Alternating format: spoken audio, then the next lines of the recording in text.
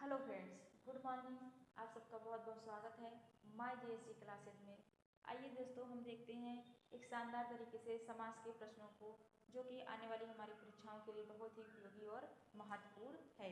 चलिए फ्रेंड्स, हम आते हैं अपने प्रश्न पर।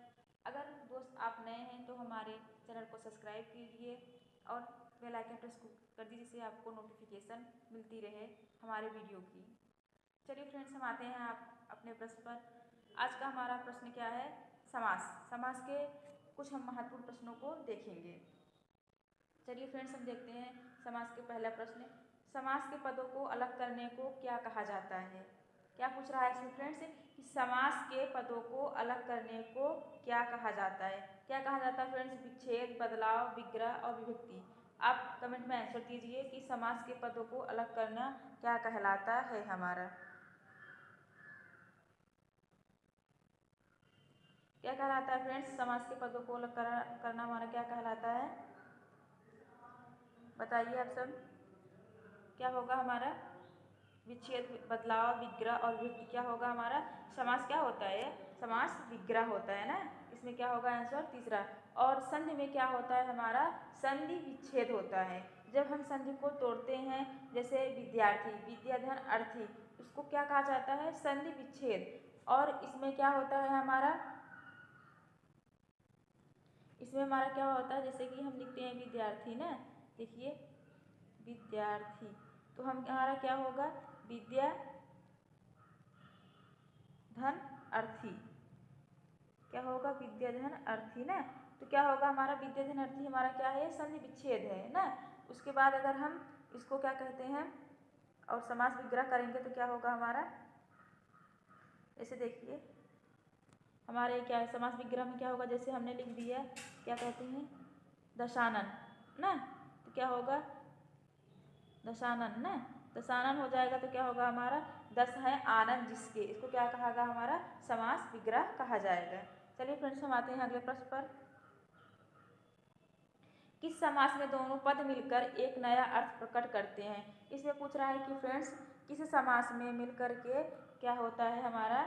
जो एक नया अर्थ प्रकट करते हैं। क्या पूछ रहा है कि दोनों समास मिलकर हमारा एक नया अर्थ प्रकट करते हैं। बहुव्रीहि, द्वंद्व, कर्मधारय, तत्पुरुष। कौन सा है फ्रेंड? बताइए, इसका कमेंट में आंसर कीजिए। इसका आंसर क्या होगा कि किस समास में दोनों पद मिलकर के एक नया अर्थ प्रकट करते हैं? क्या होगा हमारा? बहुव्रीहि समास। क्या होगा? बहुव्रीहि समास होगा, क्योंकि बहुव्रीहि में देखिए हमारे दो पद मिलकर, मतलब कि दोनों पद मिलकर तीसरे की ओर संकेत करते हैं। कैसे? जैसे बताते हैं हम आपको, इसे लंबोदर। क्या होगा हमारा? लंबोदर ना। लंबोदर में क्या हो जाएगा हमारा? लंबा है उदर जिसका ना, अर्थात क्या हो जाएगा हमारा? गणेश हो जाएगा। लंबा है उदर जिसका ना, तो हो जाएगा हमारा, अर्थात क्या हो जाएगा? गणेश की ओर संकेत जा रहा है ना। ठीक उसी प्रकार हम जैसे दशानन हो गया ना, दशानन हो गया, पंचानन हो गया, पांच है आनंद जिसके, दशानन, 10 है आनंद जिसके, अर्थात रावण। तो किसी तीसरे की ओर संकेत कर रहा है, तो हमारा किसमें आता है? बहुव्रीहि समास में आता है ना। चलिए फ्रेंड्स, हम अगले प्रश्न पर आते हैं। प्रश्न तीसरा, निम्नलिखित में से कौन सा समास नहीं है? फ्रेंड्स, समास के कितने भेद होते हैं? आप कमेंट में आंसर कीजिए। समास के कितने भेद होते हैं हमारे? समास के 6 भेद होते हैं ना। समास कितने प्रकार के होते हैं? 6 प्रकार के होते हैं। उसमें से उसी प्रकार में से एक प्रकार पूछ रहा है कि समास का कौन सा प्रकार नहीं है। आप देखिए प्रश्न को और उसमें उसके आंसर को देखिए और कमेंट में आंसर दीजिए कि समास का प्रकार कौन सा नहीं है। कौन सा नहीं है फ्रेंड्स? कर्मधारय, बहुव्रीहि और द्वंद्व, ये हमारे क्या होते हैं? समास के प्रकार है। कर्म कारक ये क्या होता है? समास नहीं है। क्या है? ऑप्शन चौथा क्या है? कर्म कारक हमारा एक समास नहीं है। फ्रेंड्स, आप कमेंट में आंसर कीजिए कि आपको हमारे प्रश्न कैसे लग रहे हैं। अगर आपको हमारे प्रश्न अच्छे लग रहे हैं तो आप हमारे वीडियो को लाइक, शेयर और हमारे चैनल को सब्सक्राइब कीजिए फ्रेंड्स, जिससे आपको हमारी ऐसी ही वीडियो लगातार आपको मिलती रहे और आपके आने वाली परीक्षाओं के लिए बहुत ही लाभदायक और उपयोगी हो सके। चलिए फ्रेंड्स, हम अगले प्रश्न चलते हैं और आपको बताते हैं कि समास को याद करने का एक तरीका, एक ट्रिक किस प्रकार हम याद रख सकते हैं। जैसे क्या होता है? समास के 6 प्रकार होते हैं। अगर पूछ ले कौन कौन से प्रकार होते हैं, ठीक ऐसे ही प्रश्न बनाकर कौन समास का प्रकार नहीं है, जैसे हम इसको किससे रख सकते हैं? अब तक दादा ना। ये क्या है? हमारा एक ट्रिक है, ठीक है, ट्रिक। क्या है, ट्रिक है। अब आ से क्या होगा हमारा अव्ययी भाव, बहु से बहुव्रीहि, त से तत्पुरुष, क से कर्मधारय, द से द्वंद्व, द से द्विगु। ठीक है, क्या है, आ से अव्ययी भाव, बहु से बहुव्रीहि हो जाएगा, त से तत्पुरुष हो जाएगा, क से कर्मधारय, द से द्वंद्व हो जाएगा और द से द्विगु हो जाएगा। ठीक फ्रेंड्स, आपको ट्रिक कैसे लगी आप कमेंट में आंसर कीजिएगा। चलिए फ्रेंड्स, हम अगले प्रश्न पर आते हैं। प्रश्न 4, विशेषण और विशेष्य के योग से कौन सा समास बनता है। फ्रेंड्स, पेपर में हमारे ऐसे ही प्रश्न देखने को मिलते हैं, चाहे आप किसी भी पेपर को प्रीवियस ईयर क्वेश्चन को उठा लीजिए, देखिएगा आपको समास से बनने वाले प्रश्न ठीक इसी प्रकार से आते हैं जिस प्रकार आपको हम प्रश्नों की श्रृंखला समास की करा रहे हैं। इसमें क्या पूछ रहा है फ्रेंड्स कि विशेषण और क्या हो पूछ रहा है कि विशेषण और विशेष के योग से कौन सा समास बनता है। क्या पूछ रहा है फ्रेंड्स, विशेषण और विशेष, मतलब कि किस समास में विशेषण और विशेष होता है। कर्मधारय, द्वंद्व, तत्पुरुष और द्विगु किसमें होता है। फ्रेंड्स बताइए कि विशेषण और विशेष के योग किसमें होता है हमारा, कर्मधारय समास में क्या होता है हमारा, विशेषण और विशेष का संबंध होता है। कैसे बताइए, उदाहरण एग्जाम्पल से आप समझिए कैसे कि कर्मधारय समास किसमें होगा ना। जैसे क्या होते हैं, नीलांबर, नीला है अंबर ना, क्या होते हैं उसमें क्या हो जाएगा हमारा, कौन से आ जाएंगे, नीलांबर में हमारे शंकर भगवान आ जाएंगे ना। इसमें क्या होता है, विशेषण और विशेष का संबंध होता है। जैसे अगर पूछ लिए कि हम उसको कह देते हैं, जैसे दुरात्मा, आत्मा कैसी है, जैसे हम लिखिए दुरात्मा ना, दुरात्मा, आत्मा कैसी है, दुरात्मा है। महात्मा लिख दिए ना, महात्मा, ये सब क्या है, इसमें विशेषण और विशेष का संबंध है। क्या है, आत्मा कैसी है, महान है। ठीक, इसको हम कैसे, इसका अगर हम इसका समास विग्रह करेंगे, इसका आएगा आत्मा है महान। और जैसे लिख दिए हम देव है जो महान, क्या हो जाएगा, देव महान। ठीक है, इसमें क्या होगा, विशेषण और विशेष का संबंध होगा। आया फ्रेंड्स समझ में आप सबको। चलिए हम अगले प्रश्न में आप सबके चलते हैं। जिस समास का पहला पद अव्यय तथा प्रथम पद प्रधान हो उसे कौन सा समास कहते हैं। चलिए फ्रेंड्स बताइए, जिस समास का पहला पद क्या होता है, अव्यय और प्रथम पद प्रधान होता है उसे कौन सा समास कहते हैं। बहुव्रीहि, द्वंद्व, अव्ययी भाव या कर्मधारय। फ्रेंड्स आंसर कीजिए कमेंट में, कौन सा आंसर होगा इसका। पहला पद अव्यय और प्रथम पद प्रधान होता है, किस समास का होता है फ्रेंड्स, हमारा जो अव्ययी भाव समास होता है। अव्ययी भाव समास का हमारा क्या होता है कि पहला पद जिसका अव्यय होता है और क्या होता है, इसमें प्रथम पद प्रधान होते हैं। किस प्रकार होते हैं फ्रेंड्स, इसके आप कमेंट में 1-2 एग्जाम्पल कमेंट में आंसर कीजिए अव्ययी भाव समास के उदाहरण को। इसका पहला पद क्या होता है, अव्यय और प्रथम पद प्रधान हो। ठीक है, चलिए फ्रेंड्स हम अगले प्रश्न चलते हैं। प्रश्न 6, द्वंद्व समास में कौन सा पद प्रधान होता है। क्या पूछ रहा है फ्रेंड्स, इसमें जो हमारा ये द्वंद्व समास होता है पूछ रहा है कि इसमें कौन सा पद प्रधान होता है। उत्तर पद, प्रथम पद या दोनों पद, कौन से प्रधान होते हैं बताइए। कितने अच्छे प्रश्न है, देखिए हम आप सबके लिए कितने अच्छे प्रश्नों को सिलेक्ट करके लाते हैं जो कि हमारे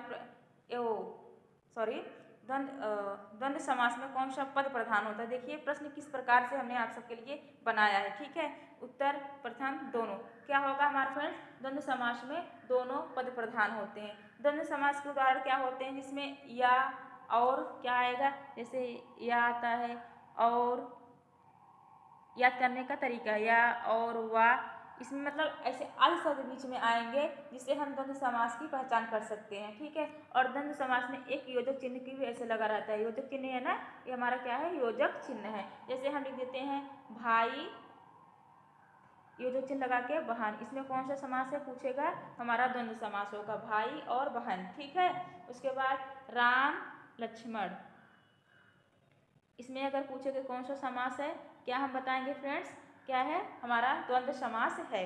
चलिए फ्रेंड्स हम अगले प्रश्न चलते हैं। जिस समास में उत्तर पद की प्रधानता होती है उसे कहते हैं।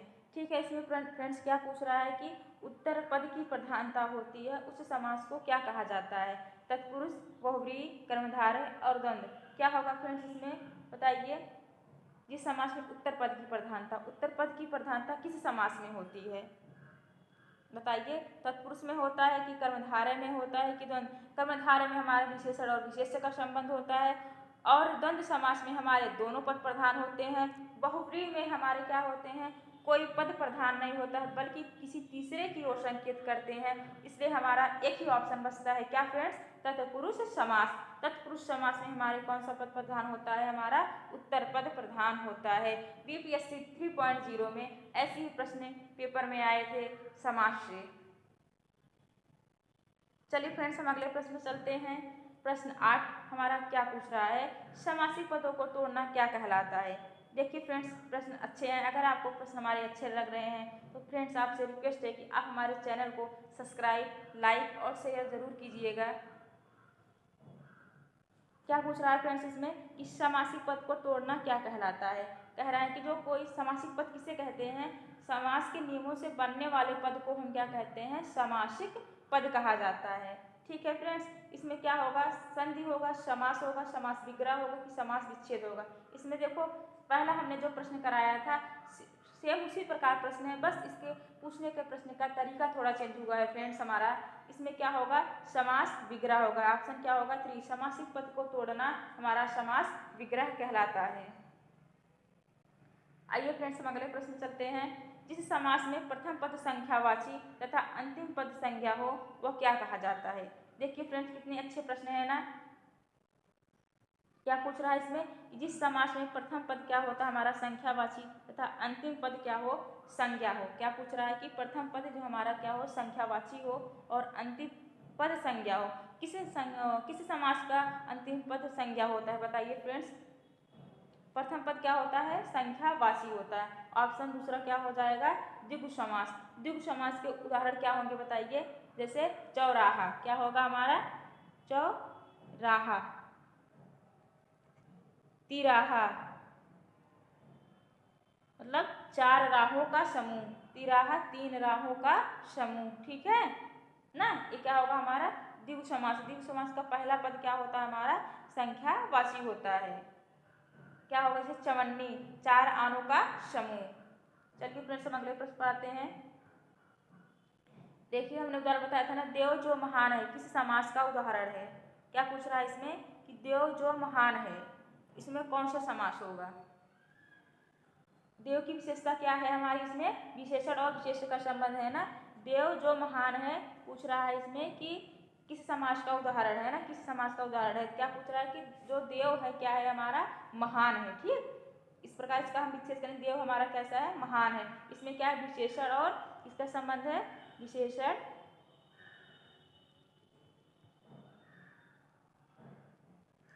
और विशेष का, किसका है फ्रेंड्स, विशेषण और विशेष का संबंध है, विशेषण और विशेष का संबंध है। क्या होगा हमारा, कर्मधारय समास हो जाएगा ना। ठीक है, चलिए फ्रेंड्स हम अगले प्रश्न पर चलते हैं। कृताकृत का समास है। क्या पूछ रहा है, कृताकृत का समास है। कृताकृत में कौन सा समास है ना, कृताकृत में का समास है, तत्पुरुष, अव्ययी भाव, कर्मधारय और द्वंद्व। क्या होगा फ्रेंड्स इसका आंसर, हमारा कर्मधारय समास होगा। कृता और कृत क्या है, एक विशेषण और विशेष कृत एवं आकृत। इसका समास विग्रह क्या होगा, कृत एवं आकृत। लेकिन फ्रेंड्स इसमें एवं भले आ रहा है, ये हमारा क्या द्वंद्व समास में नहीं आएगा। कृता और कृत क्या होगा हमारा, द्वंद्व समास में नहीं आएगा, क्योंकि ये क्या है हमारा, ये विशेषण और विशेष का संबंध रख रहा है। किसका, विशेषण, विशेषण और विशेष का संबंध रख रहा है। किसका फ्रेंड्स, विशेषण और विशेष का संबंध रख रहा है। ठीक, इसलिए हमारा क्या आएगा, कृत एवं आकृत क्या आएगा हमारा, कर्मधारय समास के अंतर्गत आएगा। चलिए फ्रेंड्स हम अगले प्रश्न पर चलते हैं। नीलांबर शब्द में कौन सा समास है। क्या पूछ रहा है हमारा फ्रेंड्स यहाँ पर कि नीलांबर शब्द में कौन सा समास है। क्या पूछ रहा है, नीलांबर शब्द में कौन सा समास है, तत्पुरुष, द्वंद्व, अव्ययी भाव, कर्मधारय। नीलांबर भी हमारा क्या विशेषण विशेष का संबंध है, इसलिए हमारा किस समास में अंतर्गत आ जाएगा, कर्मधारय समास के अंतर्गत आ जाएगा। आइए फ्रेंड्स हम अगले प्रश्न पर चलते हैं। प्रश्न 13, जिस समास के पूर्व एवं उत्तर दोनों ही पद समान रूप से प्रधान हो उस क्या कहते हैं, सॉरी, जिसमें क्या होता है पूर्व एवं उत्तर दोनों ही पद समान रूप से प्रधान हो उसे क्या कहते हैं, कौन सा समास कहते हैं। फ्रेंड्स इसका आंसर बताइए। इसमें पहला भी पद प्रधान हो और उत्तर मतलब पूर्व और उत्तर मतलब दोनों पद, पहला भी और बाद का भी पद प्रधान होता है, वो किस समास के अंतर्गत आता है? क्या आएंगे? हमारे द्वंद्व समास के अंतर्गत क्या आते हैं? दोनों पद प्रधान होते हैं। जैसे हमारा क्या होगा उदाहरण में, माता डैश पिता, इसको हम योजक चिन्ह बोलते हैं बीच में जो है, ये हमारा किस में है? द्वंद्व समास में आएगा। जैसे बताए हमने भाई बहन, चाचा चाची, चाचा चाची, ठीक है, ये हमारे किस में आ जाएंगे? द्वंद्व समास के अंतर्गत आ जाएंगे। चलिए फ्रेंड्स हम अगले प्रश्न पर आते हैं। जिस समास का कोई पद प्रधान नहीं होता है उसे कहते हैं, क्या कह रहा है फ्रेंड्स कि जिस समास का कोई पद प्रधान नहीं, मतलब एक को पद प्रधान नहीं होगा, तो क्या होगा हमारा? इस समास में कोई पद प्रधान नहीं होगा तो क्या होगा हमारा? बहुव्रीहि समास में आएगा। जब कोई पद नहीं होगा तो क्या तीसरे की ओर संकेत करेगा, वो बहुव्रीहि के अंतर्गत आएगा। बहुव्रीहि के उदाहरण तो बहुत तमाम है, दशानन, पंचानन ना, दशानन हो गया, पंचानन हो गया, पंचमुखम हो गया, लंबोदरम हो गया, ये सब किस में आएंगे? हमारे बहुव्रीहि समास के अंतर्गत आते हैं। आइए फ्रेंड्स अगले प्रश्न पर, कौन सा शब्द बहुव्रीहि समास के अंतर्गत आता है? क्या पूछ रहा है इसमें कि जो हमारा कौन सा समास है वो बहुव्रीहि समास के अंतर्गत आता है, कौन सा? इसमें ऑप्शन है बीड़ा पाड़, दुमाता, लाल पीला, बताइए लाल पीला, विद्याभ्यास, कौन कौन से आएंगे? बीड़ा पाड़, दुमाता, लाल पीला या विद्याभ्यास, क्या आएगा इसमें बताइए?